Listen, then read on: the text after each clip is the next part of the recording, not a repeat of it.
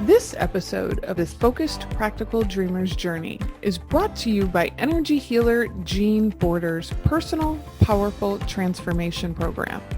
Know you're leaving money on the table but can't figure out how to bring it in? Need to double your productivity and profitability? Need an extra push to get things moving in the right direction?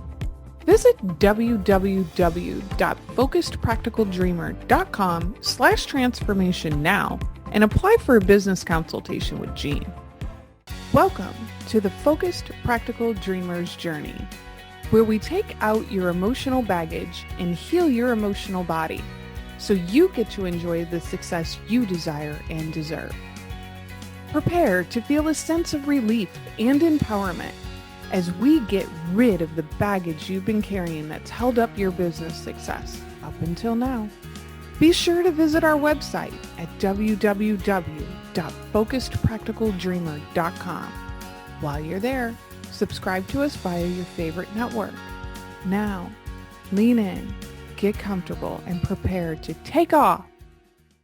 Hello, everyone. This is your host, Jean Border, with the Focused Practical Dreamer's Journey.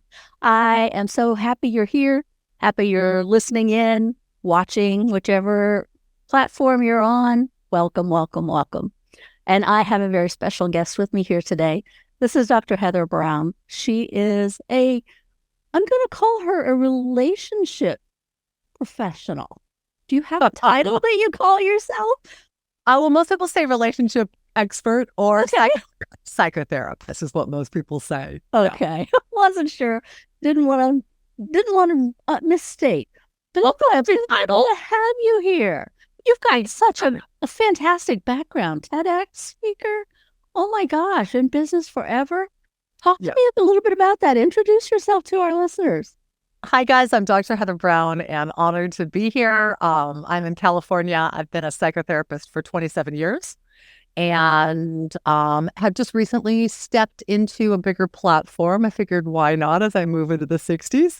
So I've done a TEDx. I'm starting to do some keynotes. I'm in publishing right now for my book, doing workshops. So just trying to move a little bit out of the one-on-one, just like so many of you listeners are trying to find a way to cultivate more income for yourself, be it either another branch to your professional career or maybe a side hustle. I'm doing the same, trying to have some auxiliary forms of income and also just to keep that passion and that excitement and that learning alive, which is a really important part if you're going to continue for the long haul. I think so many of my listeners in particular are what I call lifelong learners, totally curious about everything. The energy, a lot of my listeners are energy workers, right? What they call energy healers for some of you who haven't heard the term before. But we work on mindset issues and things that might have been holding you back in the past. But for our listeners, a lot of that comes with obstacles that they have to get over to go from talking what I call English to speaking energy. Because they're two different languages, right? But a lot of that is also business oriented. Talk to me about how you originally grew your business. I assume you're in business for yourself is the way you're speaking. And then how you're now moving from one-on-one to broader reach. Sure. Well, years ago, I've been a psychotherapist for 27 years. So when I started, when you're in your master's program and your doctorate, they have you try out a couple of different venues. And so I knew I didn't want to do hospital setting. So I tried some crisis and I tried in nonprofit and I tried private practice, and I really love private practice. And I just marketed the heck out of myself. And way back 27 years ago, it was literally taking doctors out to lunch. It was sending letters. It was meeting people, which was quite lovely, little time extensive, but I still have those contacts and they're still good sources. Changed dramatically, of course, during that time. And now so much is online. But the reason for the shift is I've done this for 27 years and I'm a widow and COVID hit and I was going to be stuck at home. And I thought, I'm not going to thrive in the way that I want to if I'm just doing crisis Zoom phone calls with clients. And so my thought was, well, how do I help reach a broader audience. And my thought went to online courses, which I then studied and created. And then I found so many people now are completely burnt out from doing online courses. So, okay. From that, then it turned into doing podcasts, and someone said you should be a speaker, which turned into how about doing a TEDx, which turned into you need a book. And so it just kind of kept growing in those aspects, as it often does. And you brought up a couple of things that are so important. I think everything is energy work. I think our world doesn't look at it that way. And I think if we really take that in, everything is energy, everything is vibration. And so when we come to a place where a word doesn't quite calibrate with where we're wanting it to go, the key is we are to bring the energy. Because a word is in some ways a static, it's a phrase, and behind it is your thought. If I say love, listeners have all sorts of different feelings. They have their own vibration and energy about it.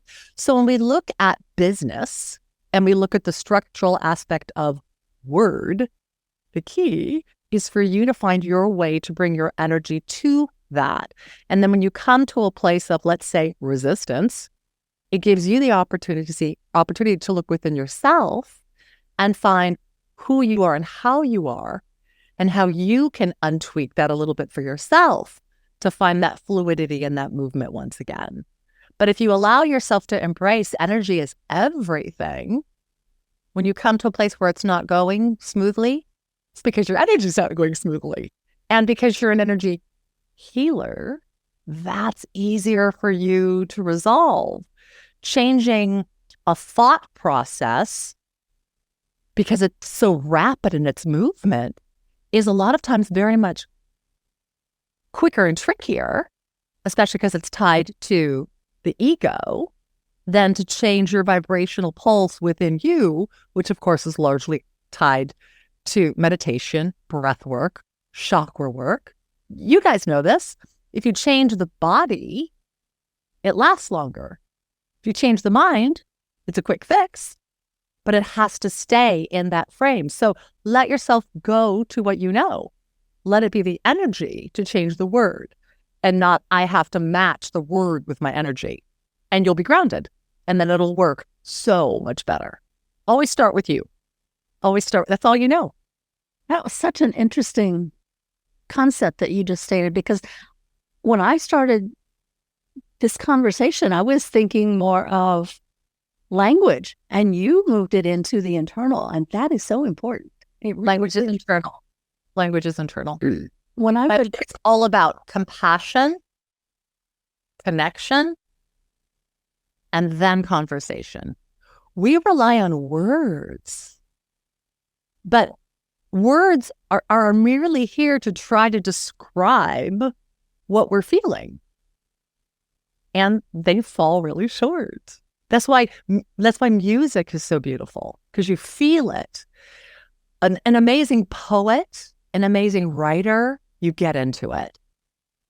But most places it doesn't quite fit, because the word's trying to describe.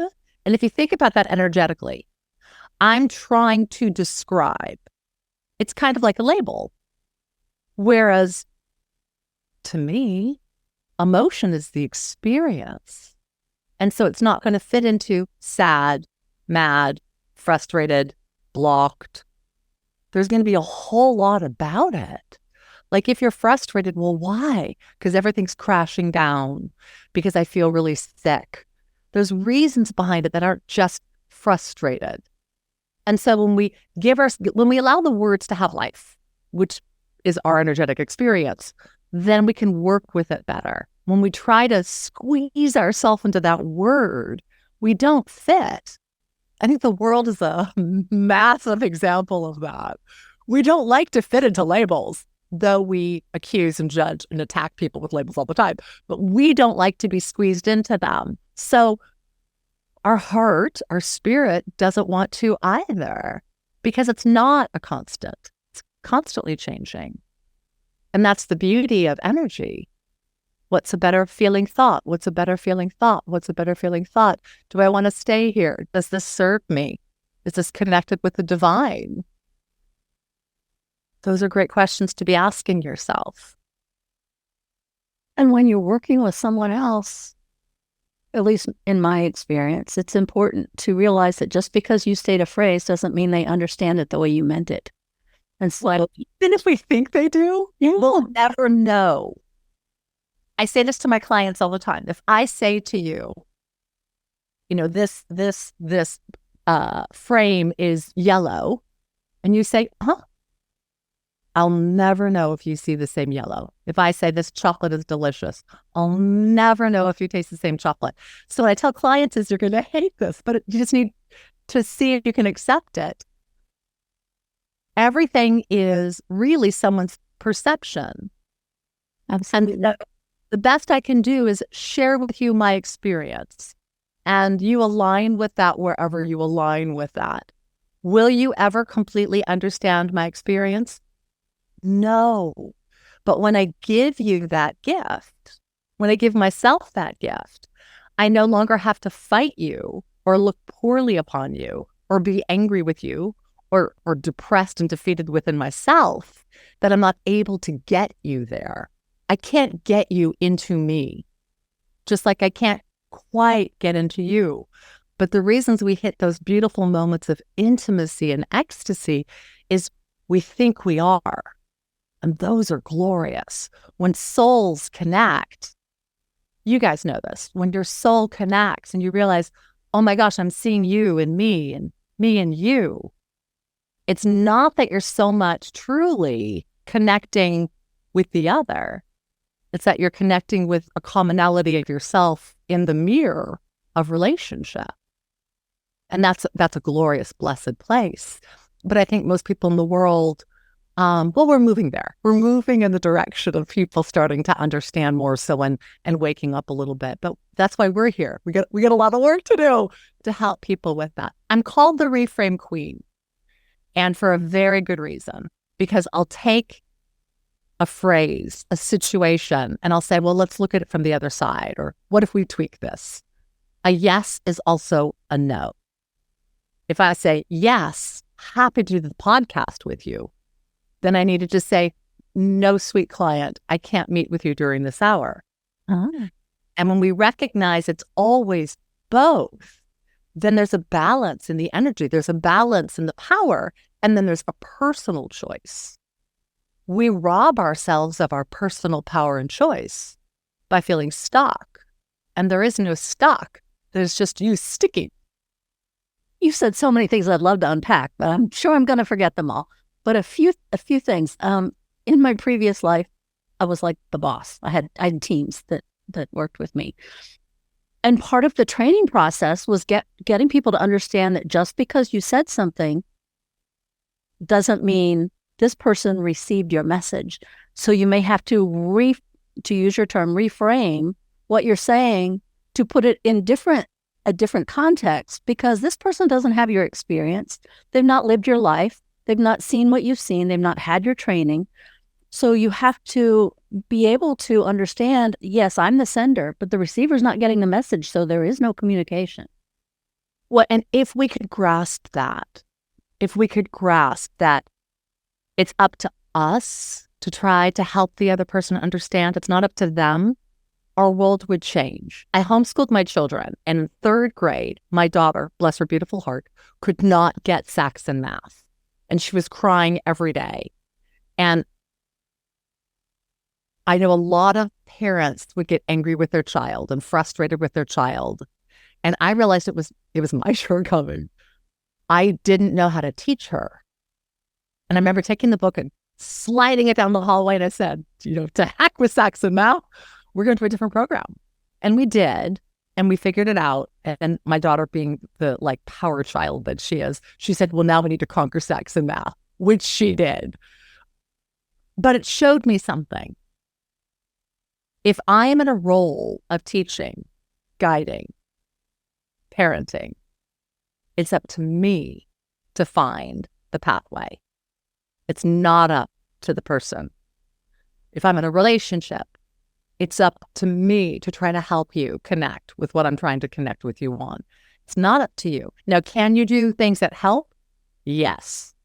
Can you do things that hinder? Absolutely. But then I also need to look at that. Oh, so you really don't want to know what I think or I feel. Okay, then I'll pull back. But we blame the other person that they don't understand. That should be on me. And if you can't, then I would hope I would respect that instead of punishing you simply because you can't get to my experience. If we were to look at the fact that our life, our experience, our mind, our thought is ours alone, and we are here to share, hopefully, what blesses other people, and that's it, I think we'd have much more respect. I think we'd walk through this world much more belovedly than we do, and blessedly and sacredly than we do, which to me cultivates energy, which to me cultivates compassion, which to me cultivates growth. But so many of us don't look at life that way. And to me, the key isn't, do I think you got it? The key is, what did you get? I always told people, it doesn't matter if the entire world thinks I'm a great mom. It doesn't matter to me. What matters is that Mac and Sienna think I'm a great mom. And we spend so much time praising ourselves for who we are. And what's really important is what is the other person able to receive? But there is a little layer there. If I'm giving my wisdom, if I'm giving my love, and you don't receive it, sometimes my opportunity was just to share. And that's it. And I need to leave whether you're willing to receive on you. I can try to help with that. In energy work, you guys know this, it's vital to ask permission before you step in. Vital. And along the way, you want to make certain that it's still flowing, and you want to close the person off at the end and thank them once again for allowing you to step into that sacred space. If you take that mind frame, if you will, or energetic agreement, if you will, into your relationship beyond working on a body and Reiki or massage or breath work or whatever whatever modality it might be, you'll see that your relationships will change. I always ask permission. I've recognized something, I've seen something. Do I have permission to share? I do the exact same thing in communication. And you mentioned something earlier, and a lot of this most recent conversation was about choice. Mm-hmm. People make choices all the time, and sometimes it's from a place of unconsciousness, and those then become just habits, right? We just repeat the same thing over and over. We don't even know why. We're just doing the same thing every day, day in, day out. Or in a situation, they always react the same way because that's what they've always done, and they haven't become aware that a different response might create a different outcome. Well, how could you? How could you? If you grew up in a family where mom was hit if she spoke up, until you see another family that raises their hand or says, could I offer something, and is not hit, you won't know that. My mom was a paranoid schizophrenic. She's the reason I'm a psychotherapist, because I learned so much from living with a mom who was in a different reality a lot of the time. And I remember I knew something was very, very off as a child because it just felt strange. But she would play this game where mom would go away and Judy, the babysitter, would come when mom was tired of being a mom. Whether it was DID, I don't know, because way back then, no one talked about anything having to do with your mind. But in any case, she only did it with my sister and I. She never did it in front of my dad. She never did it in front of someone else. And we didn't spend a lot of time with other people, which I think was probably on purpose. But I remember on a Wednesday morning, we went to the laundromat. And Mr. Chen was the laundromat owner, and he came up to us and he said, hello, Virginia. And she said, I'm not Jenny. And he said, Mrs. Mackerline. And she said, no, I'm not Jenny. I'm Judy. And she said, Junie's taking a break. And I remember his whole eyes clouded over and I went, okay, he thinks this is weird too. We went and did our laundry and he came up to me at the end and he looked at me. I was 8. I was holding all the little laundry tight to my little chest. And he said, are you okay? And I did what probably any 8-year-old who's scared out of the mind would do. I put on a huge smile and I looked at him and I said, I don't know. And he just looked at me and we marched out of the laundromat for another week. We only know what we know until we're exposed to something else. I had a massive awareness about attachment at 58, and I'm a psychotherapist. And I went back to my kids, and I went back to my dearest friends, and I went back to some clients who have worked with me for years, and I said, I am so sorry. I didn't realize this, and I haven't been coming from that place. And every single one of them said, it's okay, because I was there too. And like, I'm going to understand what you understand now. So you're guiding me to get further. And I'm like, dear God, Heather, 58, you specialize in this stuff. How could you not get it? But I wasn't ready. I'm ready is huge. You can't do anything if you're not there. You know this, you'll hear it. And you're like, no, that doesn't make sense. That doesn't make sense. That's not it. And then a year later, a month later, 5 minutes later, whatever, you'll say, wait a second. I'm having a thing going on recently. The people who watch me on TikTok think it's hysterical because I'm taking phrases that we use and I'm kind of pointing out how stupid they are. Like, you've got to dig yourself out of a hole. No, you don't. You put the stupid shovel down and realize it's not working and you look up and you're like, oh my gosh, that's out. And you climb out. So we hold to things that really aren't the truth. And we act as if they are. Why do we stay in a fight and argue and argue and argue and never give up our shovel? Because we've been told you got to dig yourself out of a hole. No, you don't. No, you don't. So we believe what we've been taught. Of course we do. Until we can find for ourselves something different. It'd be interesting if we were taught less in words and given more opportunity to figure things out. We'd be very different. If we were not taught, you must be like this and you must be like this and this is the way and this is the only way and this is the way, we would be very different. In some ways, probably massively healthier. And in some ways, I don't know how we'd interact with others. We'd have to see. But so much of what we've been told doesn't really land. I think it's also true that, and you alluded to this earlier, sometimes we're not ready. There's something within us trying to keep us safe that doesn't want to acknowledge something yet. I'm sorry? It's like flashbacks. Yes. You don't have a flashback until your psyche feels that you can handle it. And it's a protective mode. Something awful happened. I'm going to separate you from you and depersonalize so you don't remember. And I'm not going to bring it back until it benefits you. I had a girl who knew she was molested at 3. She knew it.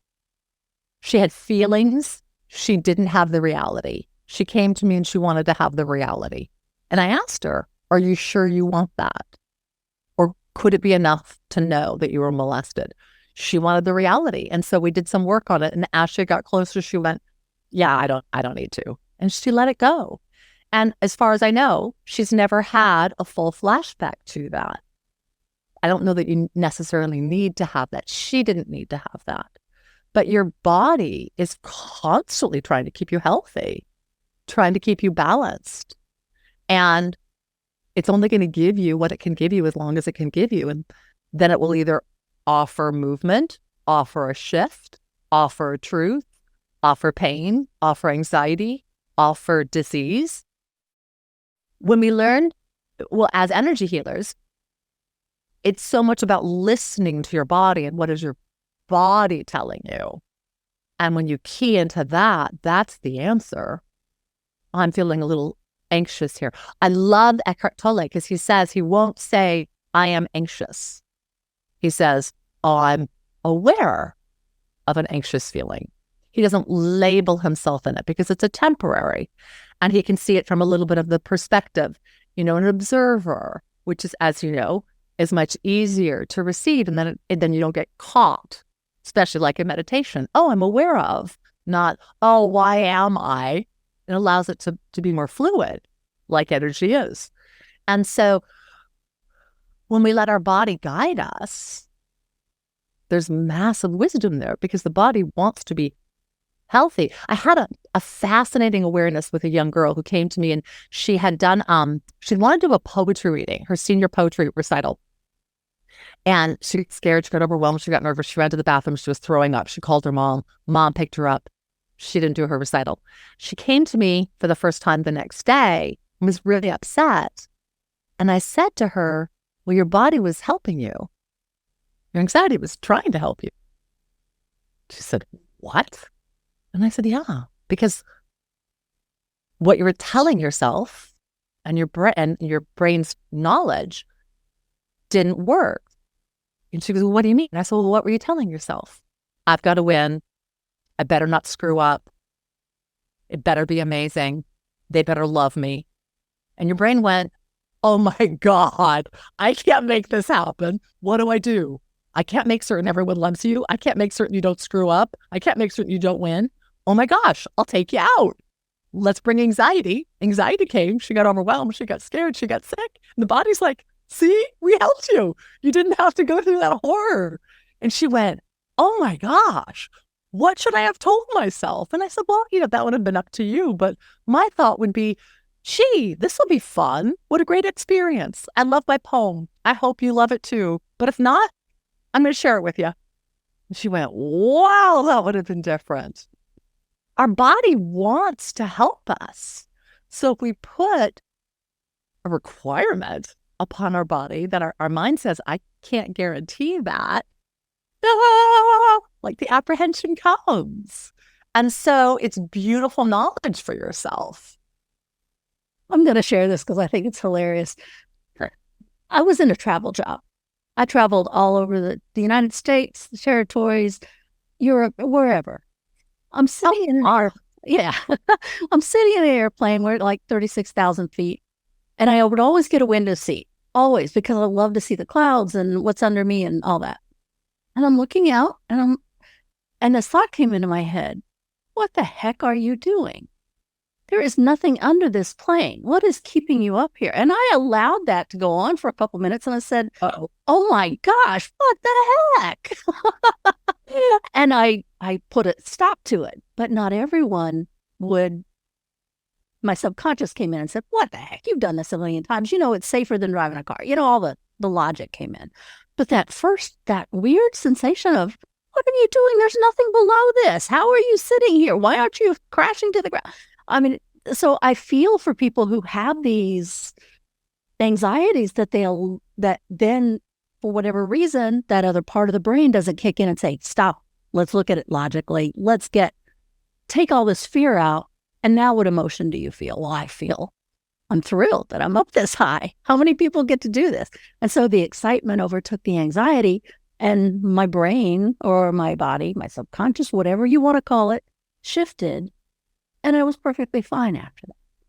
And how beautiful that you recognize that. And it was just the craziest thing. I'm like, so now I guess I see how people get so afraid. They just start down that pathway, that little detour, only they keep going and they don't bring themselves back to the main road. What if? Yeah, exactly. Astralizing. I had a woman, you'll understand why she only came to me for one session.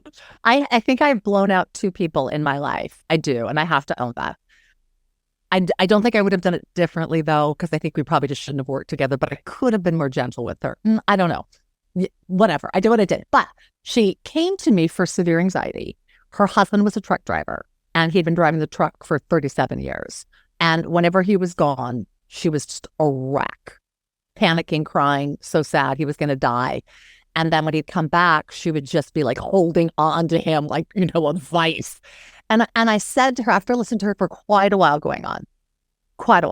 and I said, I have a question for you. So for 37 years, you've been petrified that he's going to die driving the truck. And she said, yes. And I said, how many times in those 37 years of fear has he died? And she got really upset. I said, I'm not trying to be disrespectful. I'm not trying to be rude. I really am trying to help. It sounds like he is unbelievably protected. Unbelievably protected. It sounds like he's a really good driver. And wouldn't it be awesome if you could give yourself and him the gift of being so grateful that he's so protected? He provides for you so you can stay home, that he loves you so much and can't wait to come back, and how much you adore him and appreciate him and respect him. So while he's away, you're building him up. And then when he comes home, you're just showering him with the love of a devoted partner who's so excited to see her partner. She didn't come back. I think she wanted to keep feeling fearful. Well, it sounds like she wasn't ready yet.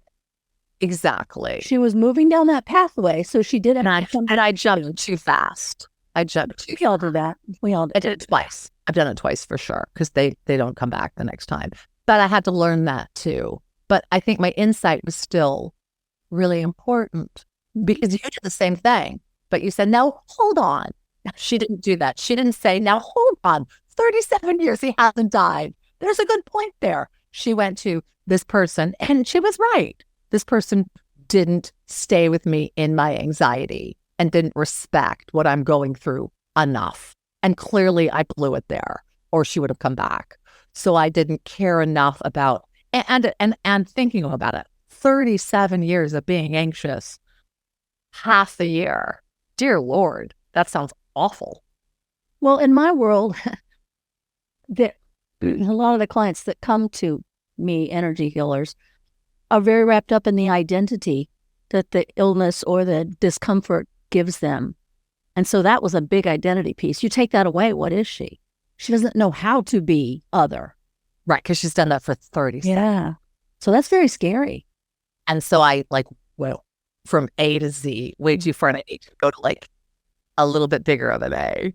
But the other part to that but the other part to that is also something that's important for energy workers that you brought up. And you said it in a different way. But energy workers have to work very gently, because it's we can work so quickly, and we can handle so much stuff and make such drastic changes in people's lives. If they're not ready for it, that's almost like introducing a trauma into their world. They utilize something as a safety, as a precaution to keep them safe, and you rip that away, and then what are they? Now they're terrified, right? So we have to be very conscious of what we're doing and how when we utilize words, how our words come across to the client, so that we don't take them too quickly and throw them into panic or whatever. And I think as a therapist, now I have to own that I got my doctorate when I was 30. So we're talking 30 years ago. So things may have changed a ton in the educational spectrum. I don't know how much now is required within the requirement of psychotherapist, but I'm believing not that much in the energy field. And I think my lack of sensitivity, my lack of awareness is probably why, in some ways, a psychotherapist can be damaging or destructive if they're not aware of that truth you just said, which is that's their identity, and then helping them find something else that can be them, so they just don't lose who they are. I had a therapist who I stopped seeing very early on when I started therapy, and he said to me, he canceled right before Thanksgiving. My mom had killed herself right after Thanksgiving, so he knew it was a tough time. He canceled 15 minutes before the session and said, I'll talk with you next week sometime to find a time that works for me to meet. And I went, what? And so when I was upset, he said, it's not my problem that you have abandonment issues. And I'm like, whoa, you're using my challenge against me when I told you I didn't. That's why I was coming in for therapy. So I think we have to be very careful there. I think energy healers are, thank God, really much more aware of that. So this goes to a really important place. I love psychotherapy. I love it. And as so many people know, and you guys all know, it can only go so far because you're talking to the cerebral mind. You're not talking to the primitive mind. And when you're doing energy work, you're all in that place. So there's a technique that I've been trained in called brain spotting. And it takes you between the primitive and the cerebral to help you get to those places where you know cognitively this doesn't make sense, but you can't tap into why. You guys know that because the trauma happens in the non-cerebral. It happens in the primitive brain. It happens in the fight-flight. And so when we come from the psychotherapy model, it's verbal. Well, that's where the energetic or the breath is so important. And so you guys are probably really skilled in that. And just know there's a huge, huge important component of that taps in really deeply into some of those places where there's dissonance and it doesn't make sense and you don't know why, but you have this pit. So important because you can only talk things so far. You really have to get into what is the energetic experience of it? What is the energetic memory of it within the body? Yeah. There's something else I want to touch on because it also goes back to your story. I set up my energy business under the premise that the right client will find me at the right time. My outside looking in observation might be that those two people that you met with weren't your ideal clients. They weren't. With what I call younger healers, people who are just beginning in that world or who don't have a lot of experience, one of the things we do is every time we pick up the phone, we're dealing with a different situation, right? So I tell people, just be easy with yourself. Be gentle. Don't overshoot. Don't go in like gangbusters and try to fix everything, because that's what the clients a lot of times say. I just want you to fix me, right? But we build walls around like our heart when we've been hurt. Mm-hmm. And unless we're completely ready and we feel we're in a safe place, it may not be in the client's best interest to totally remove that heart wall, because now the feeling of safety goes away. And how do I deal with that feeling? That feeling of being unsafe, right? And so it's like an onion. There's layers to like how far can it go? I know for me, obviously that was one of my early clients, fortunately, but there's a lot of pacing that goes on. You know, it's like if you're going to a chiropractor and they say, or a massage therapist, do you want me to go deeper? And you say a little, oh, right there. Okay, you can go deeper. There's a lot of guiding. And so I will continually with my clients, like when we get to a tough place, I'll just say, but let's just stay here for a moment. Let's just breathe. Let's just stay here for a moment. And then I'll say, you know, do we want to go a little further? Do we want to leave this right here, right now, and just stay here longer? And I'll let them, because yeah, if the person is not willing, then you're creating resistance. And then also it's your agenda. They didn't come to you for your agenda. They did come for your knowledge, but they didn't come for your agenda. I know one thing that for me, if I look way, way back, this is so hard when you're first starting it, especially when money is tight. You can want your clients and want clients to come to you because you need money. And you can want them to keep coming because you need money.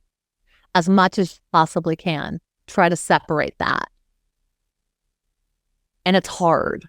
I remember my first month I had 4 clients, and then the next month I had 1. And I remember thinking, oh, every time everyone said like that, you did great work. I think I'm good. I'm like, yay, damn. And I remember saying to myself, Heather, you can't do this. You can't do this. You have to let them go with love. You have to let them go with joy and delight and say, please recommend me to others. And I'm so grateful. And then trust that when you do really good, beautiful work, they will, and they do. The third month I had 12. Though I'm on all of these, psychotherapy, Psychology Today, network therapy, marriage, family, lots and lots of places. My number one source of referral is Yelp and Google. And I thought that was like hysterical. Never thought it was possible. A client said to me that she's a hairdresser. She got most of her people through Yelp. And I thought, well, you can't do that as a psychotherapist. And she said, sure you can. You want me to write one for you? Like, yes. She goes, ask your clients. They would love to. And they did. So for me, it is word of mouth. Do I get someone once or twice a year from these sites that I pay a couple $100s for a year? Yes. Is it wise to keep myself up there? Yes. But the longer you continue, when you love on people and support people and guide people and help people heal themselves, they will send people your way. I have one person who has sent me that have actually come to therapy, not just given my name out, at least 10 people. And she herself has paid for 5 people as gifts to come see me. It just happens when you're good at what you do and you know what you do and you really honor what you do. Don't be a jack of all trades. Don't. Really find where your forte is. There's some particular places I 100% don't work. I'm just not the greatest there. I don't really enjoy it. I don't want to do it. And then the next person who calls will be blessed for you. The universe wants you to use your gifts. And people want you to help them learn how to heal. And make certain that you've got a good side job if you're just building. And hold on to it for a while because you don't want to be strapped financially while you do this. It just makes it uncomfortable and scary. And energy work doesn't work as well when you're scared. It is so hilarious that you say that because I work with a lot of like small business owners and people who are straddling a career and creating a business. It's the wisest way to do it. But everybody says, I need to commit. I'm like, oh, yes, you commit internally. You don't let go your only source of income in order to create something that is not yet in the stage of profitability. And I second that. And because a lot of people out there, whether they're coaches or trainers, will tell you, and I'm 60, so take it or leave it, but they will tell you if you don't jump all in, you're not committed. I'm going to say baloney. 95% of my income still comes from my clients. Now, will it veer when my book is out? To a certain extent, yes. Will it veer as I do more workshops? Yes. But I'm not letting go of my bread and butter for what is like a 5%. That's silly. That's silly. And my thought is it's not none of this, all of this. You're going to start to find there's connections that go back and forth. It's why you're growing into that. It's why you've been guided into that. It's why Spirit is saying, oh, there's more for you over here. But Spirit doesn't say hardly ever, cut this all off. This is your past life. There's nothing to do with that. We're going to start fresh. Spirit takes all of this and moves you here. So I'm a huge believer of having an emergency fund. But I'm also a widow. I was also on my own at 17. So I've got reasons to feel that way. But there's so many people that feel like you're failing yourself if you don't just jump in wholehearted. And if it's not sustainable, it's not going to do you any good because you're going to burn out and you're going to get frustrated and you're going to be out of money. And then you're going to have to go take some job just to pay the bills. It's grow it on the side. You're going to be tired for sure. And you're not going to have free time much as you do your job and then veer. But, you'll eventually move this into part-time or contract or 1 day a week or remote. Like you'll find a way to keep, it's like somebody who wants to start a baking business on the side. You start on nights and weekends and then you keep growing it and growing and growing it until you're like, okay, I can let go of some of this. Well, I'm going to let go of all of it. But it's a gradual. Because you had a learning experience. It's also a learning experience as you go. Because there are so many different skill sets to running your own business than there is from being an employee. Oh my gosh. Well, and when you're not at a place where you're petrified financially in that place, then your focus can really be, oh my gosh, I don't know how to do this. I remember when I was trying to do the video for my website, I'm becoming more tech aware the more I have to, but I was one-on-one in office. So like I didn't Zoom, I didn't do anything until COVID. And when I was trying to do this little, hi, I'm Dr. Heather Browne minute video, 4 different times it didn't work. The first time the videographer couldn't get the microphone that we had purchased work. Okay. Then we couldn't get it to connect with the camera. Second shoot. Third shoot, internet went down. Fourth shoot, I got laryngitis. I remember laying on my bed, said, okay, God, come on. It's a 45-second video on communication, and I can't speak. What the hell is the message you're trying to give me? And it wasn't what I thought it was going to be. I thought it was going to be, don't do this. This is silly. The message I got back was, you have a phone, don't you? Just do it on your phone. Stop making this so big. And I'm like, okay. I'm like, but am I supposed to do this? I'm like, and the answer I got back was, yes, but you're making it too hard. I'm like, okay. And then there was another time when it was all like not working. And I remember saying to myself, God, am I even supposed to be like working so hard to try to create this online communication program? Like, it's not working. I'm having a hard time growing my email list. People don't want to buy. Like, am I even supposed to do this? And I laid on my bed and I was crying. And within like a minute, I got a phone call from one of the online things where I'm listed as a therapist. And they said, would you be willing to write us a blog on faith-based therapy? We'd love to hear it from your words. And I just started laughing. And I'm like, okay, universe, you do want me to keep doing this, but I have to be like lighter about it in some way.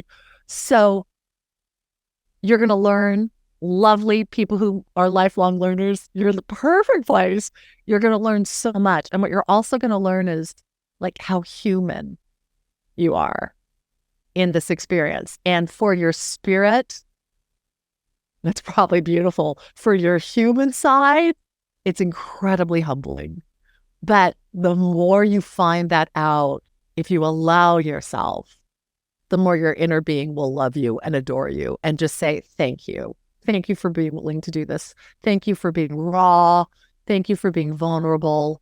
Thank you for showing your authentic self. I did a piece, it's in Brains Magazine, on ripping the glasses off of imposter syndrome.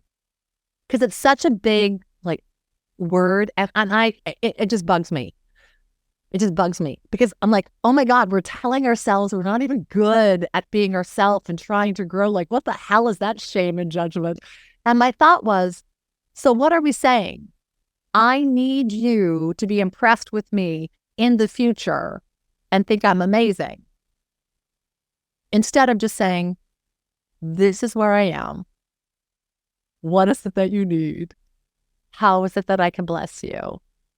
These are my skills. These are my talents. And anything that's not, I'll work on.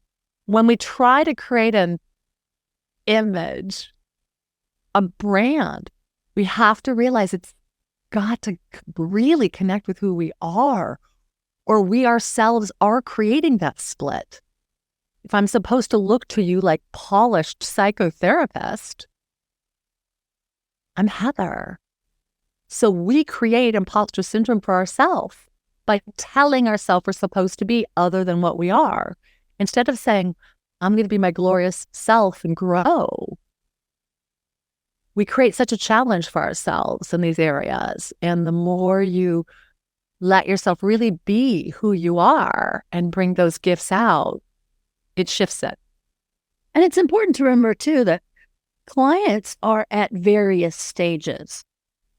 So someone just being introduced to a certain topic may not want to jump to the leading expert in the field to work with, because that person's going to speak at a different level than you're ready for. That person might come from a different experience or a different financial position or whatever than the person just dipping their toe in the water. So if I am an energy worker who has not been in it for 20 years, maybe I could still provide huge value to this person because we're both learning as we go, but I am at a level above this client. So I do have something to offer this client. Well, and I am the appropriate person for this client. It's such a key that you're talking about because I don't know how many of you are using social media, but probably all of you, if not all, almost all, because you have to grow your audience. You're talking about such an important place. And as someone who's been a therapist for a really long time, it's something that happens to me a lot, especially when I announced that I was doing a TEDx. I am bombarded with coaches and managers and PR firms that want to represent me. Every single day, I have like 15 or 20 emails and messages. Hardly any of them asked me about me. They hit me with, what do you think about if I could get you 10 clients this month where each is going to pay $3,000 and do you want to come to my free mastermind? I'm going to save a ticket for you. And I'm like, you don't have any idea the work that I do. The work that I do is not based on a dollar amount. Do I have a fee? Of course. I don't commit people to $3,000 of psychotherapy a month. It's an individual and their heart and their soul. So it's energetically all wrong for me. But also, they don't really want to know anything about me. And they'll say, oh, I'm so impressed with what you say and do. What do you do again? And I'm like, could you just go look at my page? Or what I say to them a lot is, would you like to receive my complimentary newsletter? 99% of them don't.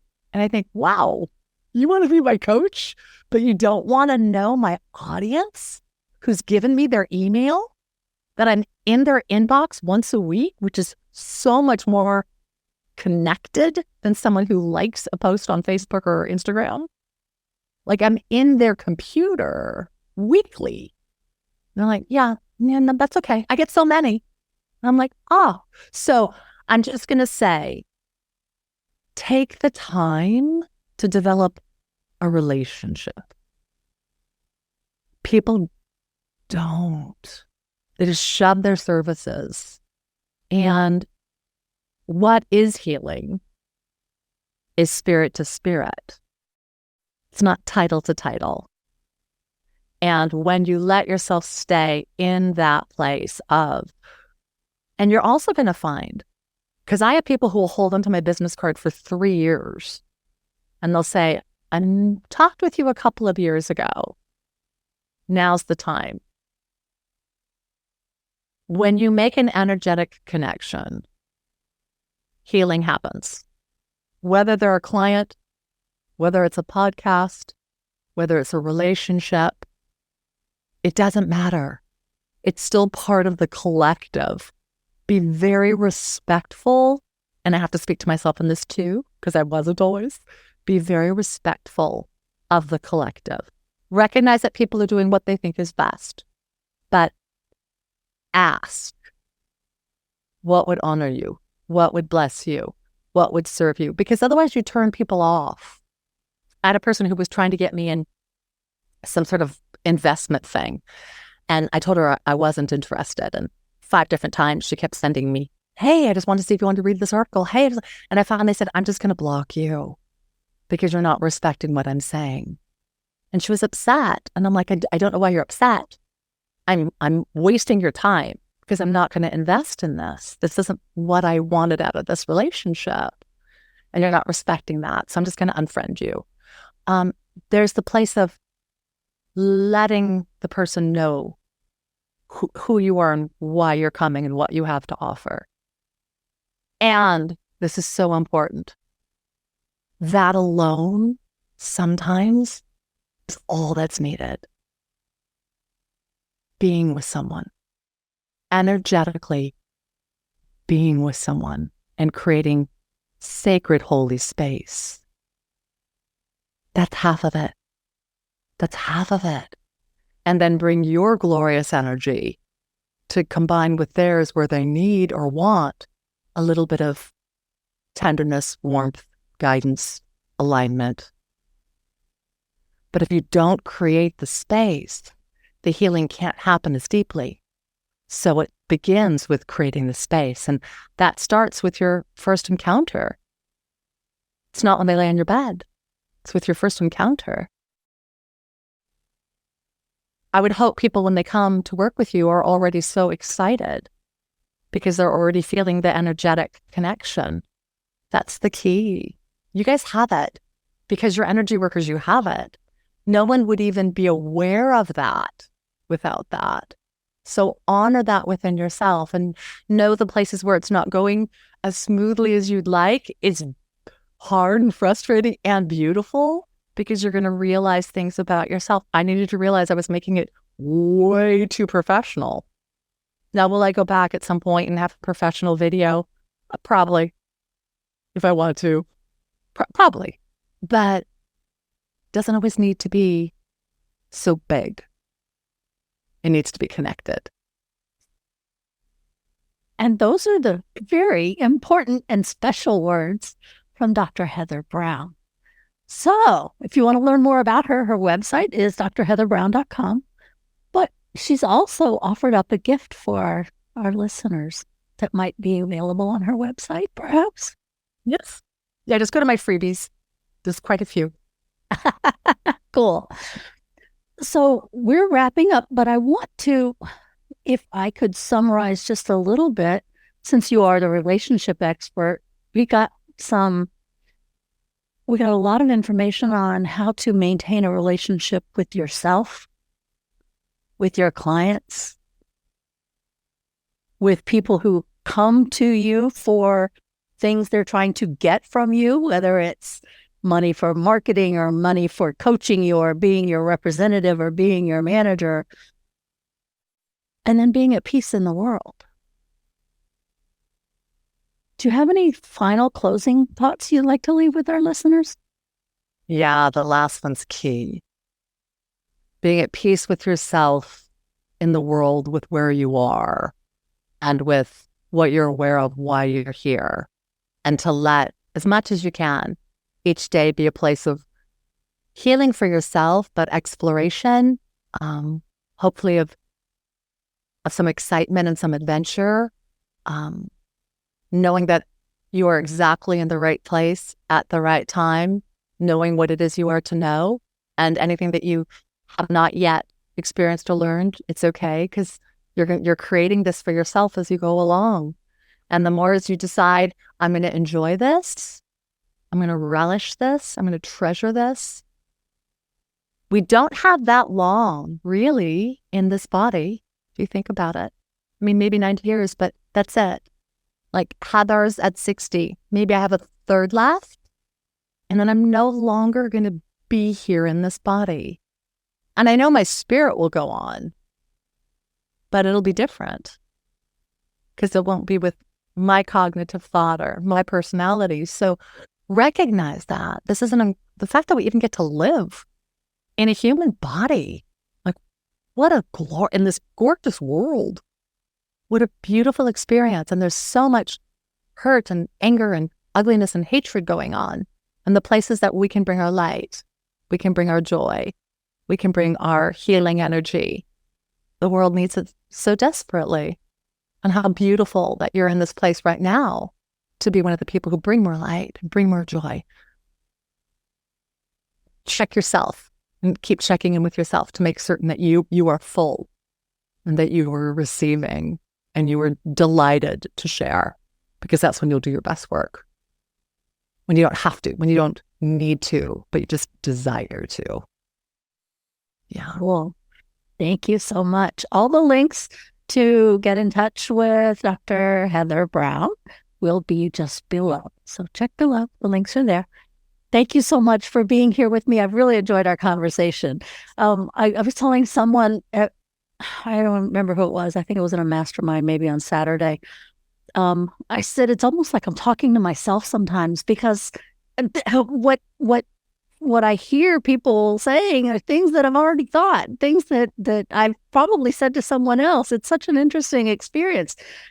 Talking to people that I don't know that believe the things that I believe, it's very interesting to me. We're all tapping into the oneness of all of us. Yeah. And when we do that, it's really blessed. When you're like, oh, soul sister. Well, thank you for spending this time with me. And thank you to the listeners who tuned in once again to hear my very special guest, which I really enjoyed.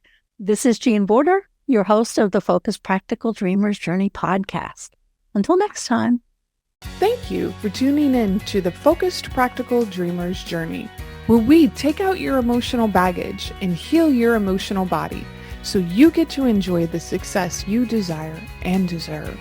Remember to visit our website at www.focusedpracticaldreamer.com and enjoy even more great episodes like this one. Again, while you're here, subscribe to us via your favorite network. We look forward to seeing you next time on the Focused Practical Dreamers Journey.